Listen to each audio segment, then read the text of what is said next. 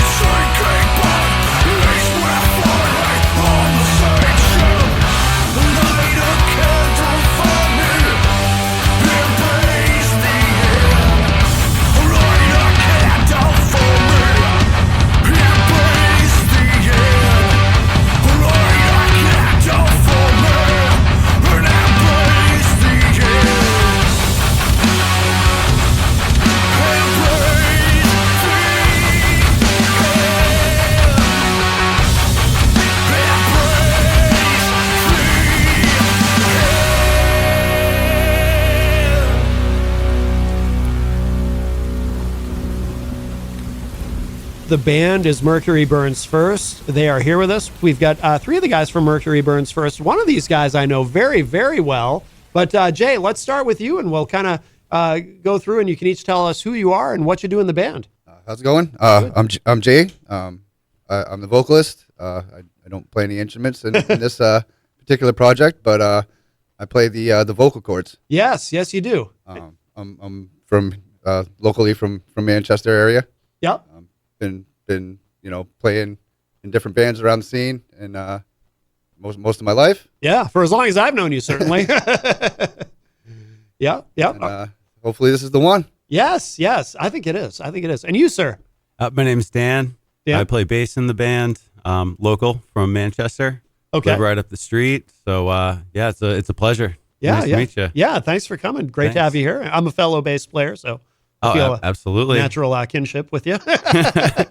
And you, sir? My name is Adam Grant. I'm the guitar player from Concord.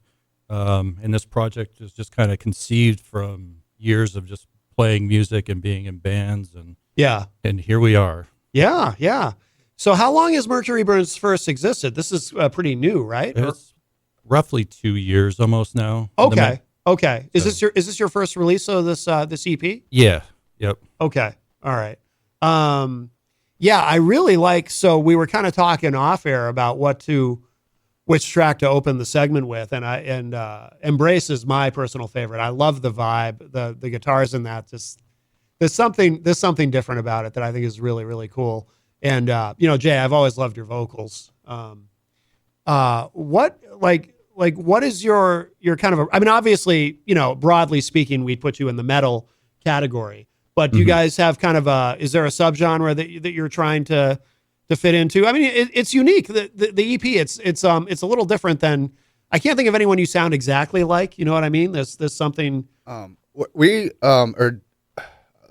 personally have approached this project a little differently as anything that comes along, I want to try to turn into something. Yeah. I've been very guarded and picky about what I actually want to work on as a song, and in this I'm not necessarily making music for just myself anymore. I'm taking everything into consideration.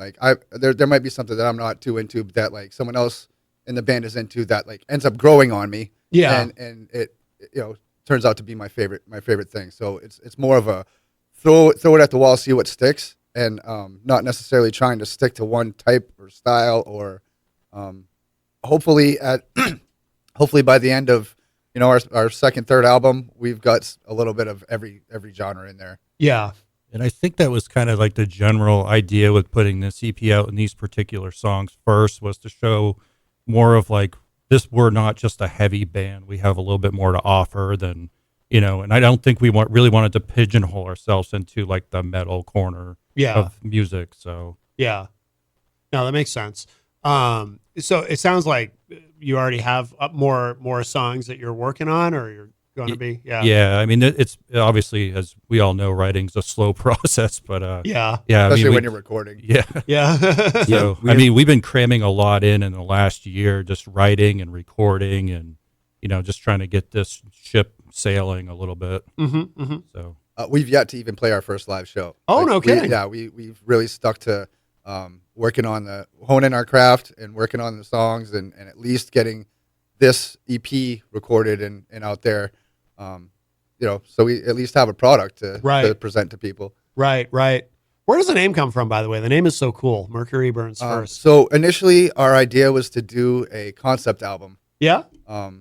And it stemmed from that. The concept was going to be when, in the distant future, when the sun kind of expands and swallows up, the inner solar system. Yeah. Mercury burns first. Yes.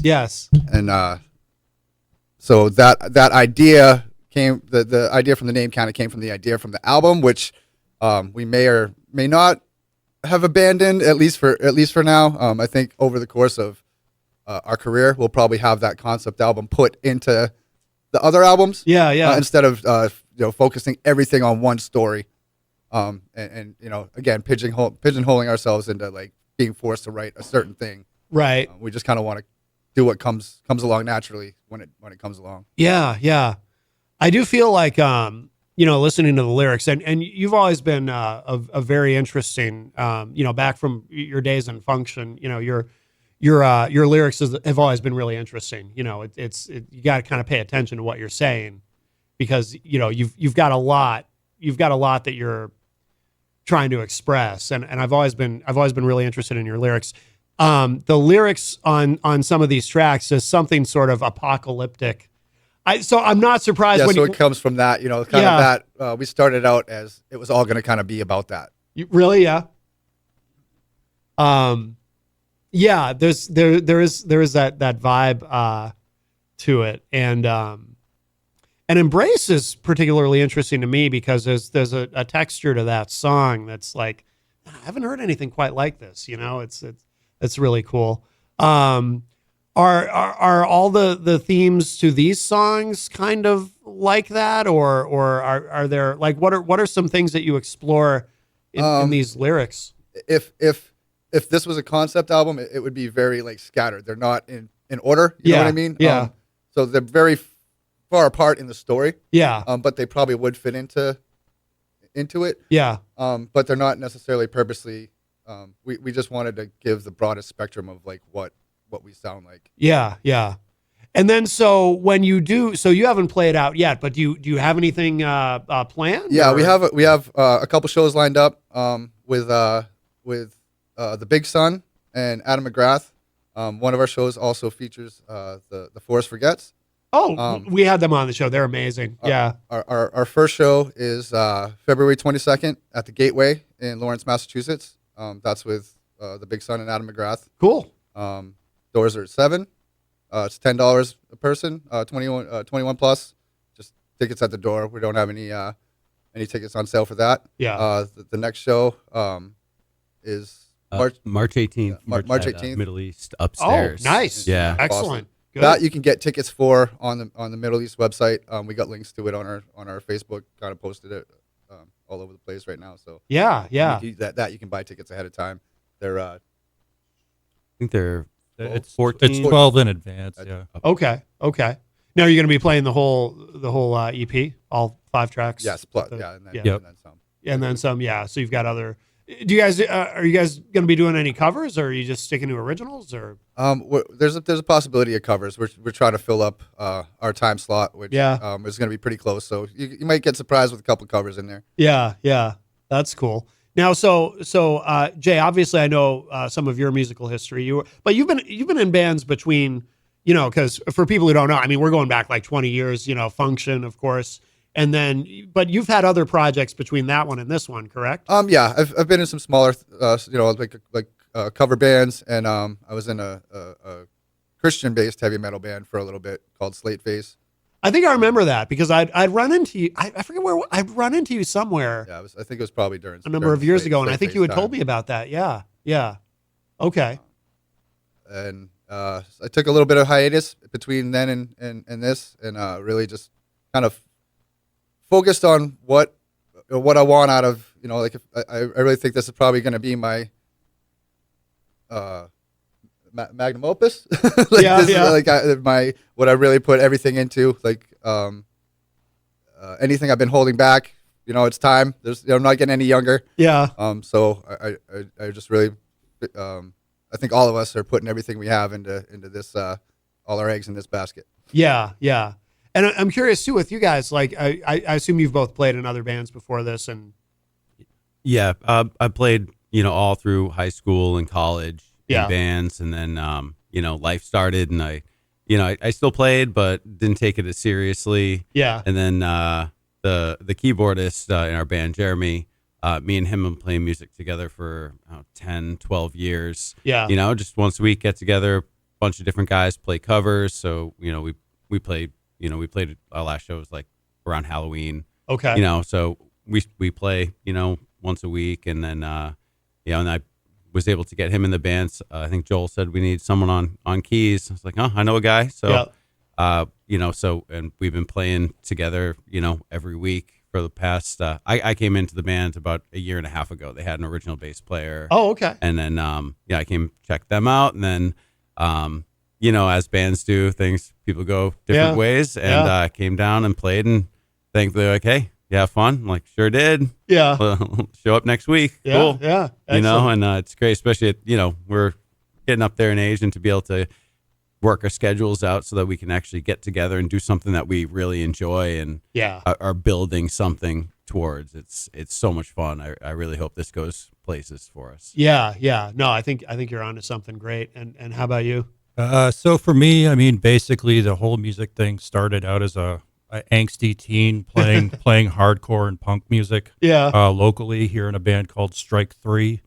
I remember Strike 3. Yeah. Wow. They were like when we were in high school, like they were like the first kind of people that I knew that were ever so like they're partially yeah. So part reason why I'm a musician. Oh wow. Because like I went to their shows and like saw that, hey, these guys that I go to school with are doing this, like why not? Oh, that's cool. Our drummer Joel was also in that band as well. No kidding. So oh wow. We had done all that stuff and been a part of that scene, and I think once you're a part of that scene, like that lifeblood of just being a part of that music and just the energy just never goes away. Like it's always in you, and like so I did that and then took a break for a while, obviously, like raised my family, and then some years went by, tried to put some stuff together. Yeah. Nothing really came to fruition. Then I'm in a cover band as well, just to keep the fingers moving. Yeah. And then now it was just like one day I just finally went on Facebook and I was like, who wants to play music? Yeah. And Jay responded, and and a couple other people, and this is where we're at, and just kind of like put this together. And like Jay said, this is kind of like we're all in right now. It's like, let's do this, because like you said, we're not getting younger. Right. So no, I think you're onto something really good, though. This, like I said, I listened to the whole EP. I think it's really good.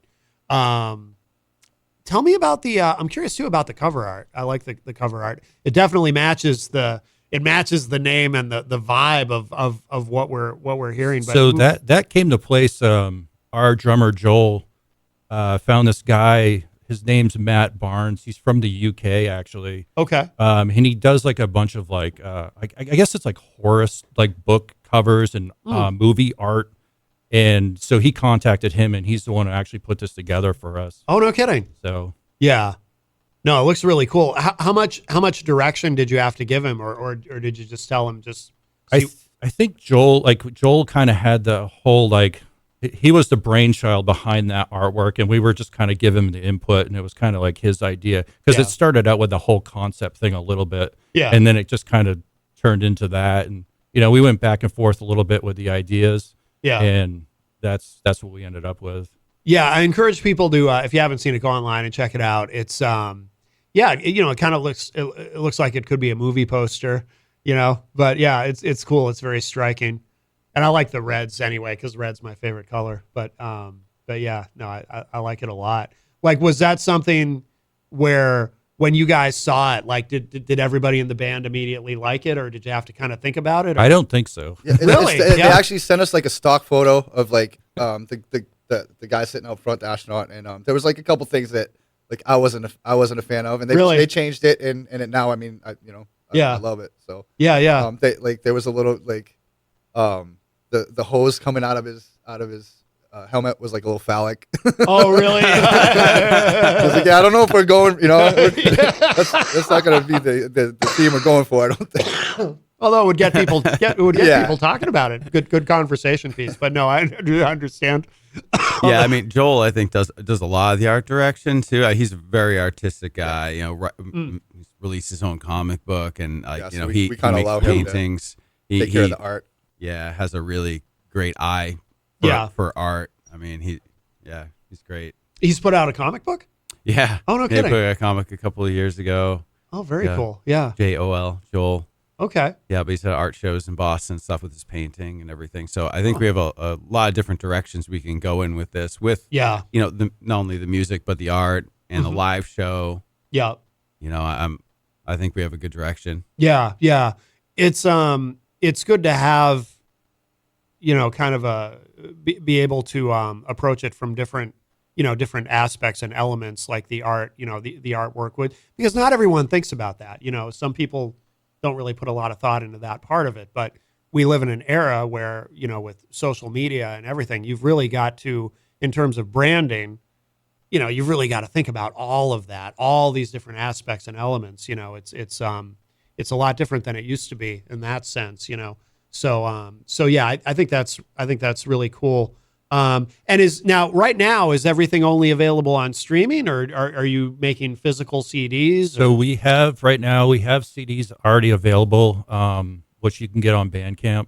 Excellent. We have vinyls coming March. Nice. Should be like mid to end of March. Should be arriving for those. Oh, very cool. Yep. Very cool. Expensive though, right? To do vinyl. Yes. I've heard it's very expensive, but no, I think that's great that you're doing that. I'm imagining that artwork on a full vinyl, and that's got to be that's going to look really cool.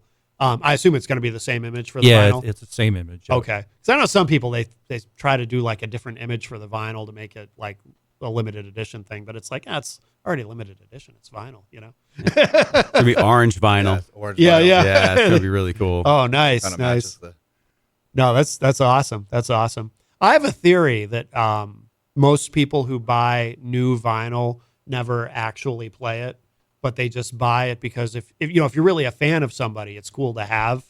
Yeah. Like we have we opened the show today with a new track from Mike Frazier. He's a singer-songwriter from Seattle, and we did the world radio premiere of his new song, April Days. But when Jenny and I met him, remember that we met him at the Shaskeen. He was touring, and he gave us a vinyl. He was very excited to give us his vinyl record. And it looked great and everything, and the artwork was cool, and it's like, okay, awesome. And but then there's that, like I always have that conversation with myself in my mind. Should I tell him I have nothing to play it on, or does it matter, or does he care whether I have something to play it on or not? He wants us to have it. I feel like often in that situation, someone might go out and buy a record player. So like people give vinyl and like it'll sit for a while, but then you're like, you know what, I want to play this. So Yeah. you see a little record player sitting at a yard sale, and maybe you'll grab it. Right. Yeah, that's true. We don't even have a CD player at home, really.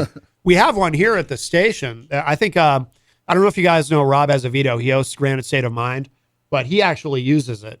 But I think he's the only one. Car. What's that? We have one in the car. I forget that it's even there. But yeah, you're right. But I do think though there's a lot of value in physical media, because even if somebody never plays it, if they just want it because they're a fan, people like to have the artwork. They like to look at liner notes and all that kind of stuff. That was kind of our idea behind getting the physical copies of stuff, because it's like like the average person's probably going to just stream it, or if they're going to buy the album, they'll buy it on Spotify or iTunes. Yeah. But people that know us, already care about us, and like want to have a piece of our art, like they buy the CD and or the album, the record. Yeah, And- exactly. Yeah. Yeah, because there was a period where, CDs, like nobody was doing CDs, There's still something cool about grabbing a CD. I still have racks of my CDs. Yeah. Grab one and just play it front to back while you're taking a drive. Yeah. For me, it's like I feel like the EP sounds better in my car on the CD than any other thing I've listened to it on. So like, Right. it's just there's something about that. Yeah. I still have a CD player in my car. Yeah. Oh, excellent. Well, we should play another track. I'll let you guys pick. What should we play next? We opened with Embrace. Let's do Deaf and Blind. Deaf and Blind. All right. If you are just joining us on this chilly Saturday morning here, we got Mercury Burns First is with us live in studio. We're part of the band. How many guys are in the band? Is it 5 or 6? Six. Six, yeah. So what does everybody... Okay, so we know what the three of you do. It's unusual to see a band that large. What do the other three guys all do? One's... So we have Joel's our drummer. Okay. Max is our other guitar player. Okay. Also my son. Oh, no kidding. Kind of an interesting story. Oh. And then we have Jeremy. He plays synth and keys. Oh, okay. That must be cool playing with your son in a band. Yeah, it was one of those things, like when we were assembling the whole lineup, it was just, he came and, he had a lot of interest in guitar, and it was like, well, that's a no-brainer. Like, just come on, let's go. Oh, wow. So, and actually a lot of the guitar work, I said they were the better guitar solos on the record were his, which were Embrace, and the guitar solo on Hindsight was his as well. Oh, no kidding. Yeah, so those all written by him. So Oh, very cool. Did you teach him or? I would like to say yes, but no. I think the internet had more to do with that than anything else. Yeah. So It's amazing now with YouTube, you can, take lessons right online. Yeah. Yeah. And it's so cool because nowadays it seems like their guitar solos have kind of gone away in a lot of mainstream rock, and I think these are some of the best guitar solos that I've heard in a long time. Yeah. Everything's very tasteful and called for, and I agree. Yeah, I agree. Absolutely. All right, let's give this a spin. So this is called Deaf and Blind, and the band is Mercury Burns First.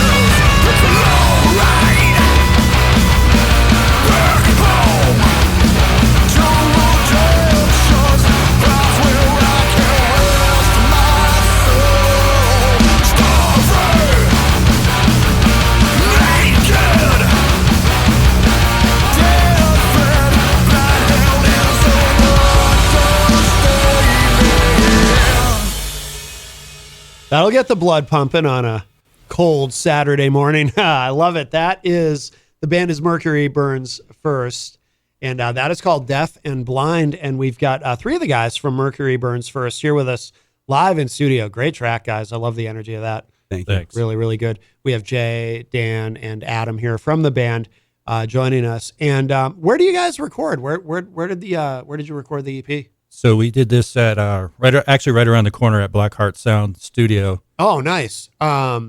We had Eric Sauter on the show. I don't know, it was maybe 6 months ago. It all becomes a blur. But I told him when we had him on, I said, it's great to have you on because your name comes up all the time on the show, because his name does. It comes up all the time. So many of the guests that we've had have recorded with him, and everything that comes out of there sounds amazing. Yeah, he did a really good job, and he actually helped out quite a bit, like just pulling some of the stuff, the loose ends that we didn't have ready to go. So Yeah. There are even little parts of like solos that he kind of gave us ideas for that like kind of spiced it up a little bit, and then we ended up loving it. Yeah, it's the stuff that you just don't think about because someone else has got a set of years on it, and you're like, oh, that actually sounds a lot better than I thought it did. Yeah. And we're recording live just in our studio. We just pump it out, and not a whole lot of mastering and stuff like that. So finally, when we're in the studio and perfecting it, and he's picking up on all the little nuances as you're recording track by track, and gave us some good ideas. So it was awesome working with him. Yeah, his name comes up all the time. Even I was at the barber the other day. It's like, oh yeah, I know her. Yeah, absolutely. No, he's remarkable at what he does. He did a great job. Absolutely. How long was the process of recording these? I mean, it started like, it was dragged out because I think initially we thought we were just going to go right in there and pump these songs out and be done with it. But it took probably a better part of like 4 or 5 months to and it was like just odd, like a couple days here and there. It wasn't like consistent. Yeah, it was spaced out. So it was spaced out. But I think it was just also just the learning curve of being in the studio and being like, oh, like we actually need to take some time and do this the right way. Yeah.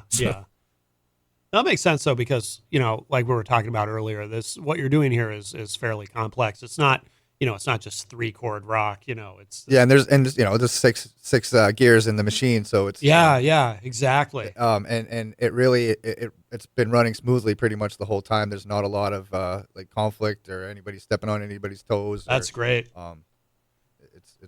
It's gone really well. Yeah, because I would think with 6 guys too, you've got 6 different schedules to work with and everything. I mean, I would think it would be challenging, but it sounds like it's been. We finally just downloaded this calendar app where everybody can like put out their blackout dates. There you go. We're finally getting a little organized to know like where. Yeah, I'm finding out how busy Dan is. Right, a lot going on. But I mean, for the most part, though, our regular practices have been pretty much locked down. I think it's just the level of commitment that we're at right now. We're all really committed to doing this, and I think that was the thing. Was like, practices are definite. Everything else we'll figure out. So. Yeah. How do you guys? Are you able to have practices where it's all 6 of you on a regular basis? Normally we can all get there once a week. Yeah. We've always had it up in the air that we can we'll have an optional second practice, which we kind of have never really taken ourselves up on. Yeah. I think now that we have some shows coming up, we'll probably between now and then we'll probably throw an extra practice in here and there to work on the actual like the the show. Yeah. No, very cool. What went into the when you decided to work with Eric Sauter? What went into that? Like, were you examining various options, or was he the obvious choice right from the beginning? Well, I think initially when we started looking at studios, there's obviously quite a few to choose from between here and Massachusetts, and I mean I had my sights set on a few down in Mass, but it was just a matter. It's the travel time and all that, and it was also trying to find someone that was going to be able to hear what we're doing. Right. Like and I'm sure there's plenty of studios out there that probably could have handled this, but we definitely wanted the insight of somebody who's already done some heavy stuff. Yeah. And that was kind of the where we found Eric. So yeah. And what about the mastering? Did he master this? No. So the mastering was actually done by West Side Music in New York by Alan Dutchess. Okay. Which he's done so many albums and this and that. I was going to say the name is familiar. Yeah, I mean he's done everybody that's ever been on the radio from what I could see from his portfolio. But it was like one of those things when I was looking at places to have it done. It was like, where did this record get done? Where did that record get done? And then I contacted him, and he was like the nicest guy ever, and it was just they took care of everything for us, and it was great. Yeah. No, that's excellent. Yeah, it came out really well. Do you plan to, obviously you're already thinking about, or I don't know how far you are in the process of the next. Obviously, you've got more songs, right? So you're already. Yeah, I feel like through this process we've learned a lot. We already kind of like from the beginning. Adam's been recording our live sessions. Yeah. And we just kind of he's been honing his craft on mixing and that on our just our practices. Yeah. And I feel like if we're gonna do like a full album, we would maybe look to get that done under like maybe a label, someone paying for it. Yeah. Or more likely just releasing singles ourselves. Yeah. Yeah. It's, we live in a time where you've got so many options as far as how you release music. You can put out an EP, you can put out a full album, you can do, I guess, now they're calling it the waterfall effect, where you release, instead of releasing an album and then singles, you release the singles, and then the singles eventually become an album. Yeah. Yeah. There's so many ways to do it now, and with Spotify and everything. Yeah. Cause I feel like the songs that we wrote along with the songs that are on the EP, kind of they would fit together as like a full length album. Yeah. They're all kind of in the same vein, and like, anybody that comes to see our show will see we work to make it kind of a flowing piece. Yeah. Yeah. No, that makes sense. I assume that, when the band started, was this kind of what you guys had in mind? Because it's been a couple of years, right, since the band started. Yeah. Working as a promoter and for me in the past, we didn't even have an album until the very end, and we split up once it was. So it was like I wanted to do that the other way around. Like, I wanted to start with something that we could actually like give the people, instead of just like the only way you can see us is come see us. Right. So yeah, it was pretty intentional to get the album done before we weren't really interested in just playing every dive bar every day of the week. Function was the house band at the bomb shelter, and we played like 3 days a week at the same. I remember the same bar. So it was like that was not what we were looking to do with this. Yeah. No, I think the way you're approaching it is excellent. You want to play? We can play another one. What should we play? Let's do Hindsight. We'll do Hindsight. Okay. And if you are just joining us, we have Mercury Burns First. 3 of the guys from the band here with us in studio. And let's give this a spin. This is from the EP, the self-titled EP. This is called Hindsight.